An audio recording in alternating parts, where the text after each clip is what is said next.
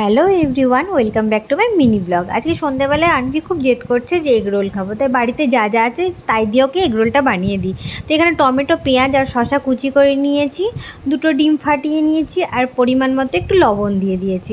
আর সন্ধ্যাবেলায় যেহেতু আমি রুটিটা ভেজে নিয়েছিলাম, তাই সেখান থেকে দুটো রুটি নিয়ে নিয়েছি আনভির জন্য এগ রোল বানাবো।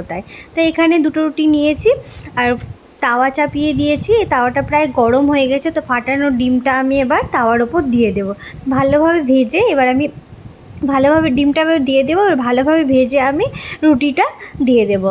ডিমের অমলেটটার ওপর আমি রুটিটা দিয়ে দেবো।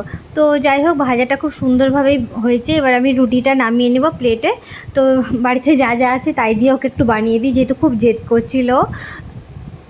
তো রুটিটা করা হয়ে গেছে। এই যে এবার আমি পেঁয়াজ, টমেটো আর শসা যেগুলো কুচি করে রেখেছি সেগুলো এবার সাজিয়ে দেব।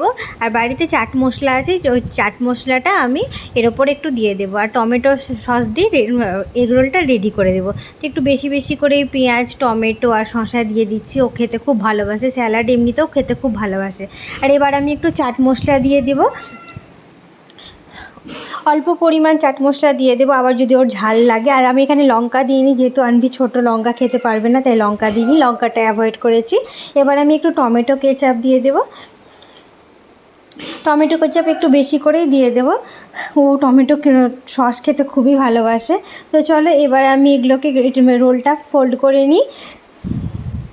তো এই যে রোলটা কমপ্লিট হয়ে গেছে। এবার এক্সট্রা করে একটু সস আর স্যালাড দিয়েছি। তো চলো, এগ রোলটা তোমরাও কমেন্ট করে জানাও, হোমমেড রোল খাও, রোলটা খাও। তো হোমমেড রোল কেমন হয়েছে বলো, কেমন হয়েছে? ভালো, টেস্টি?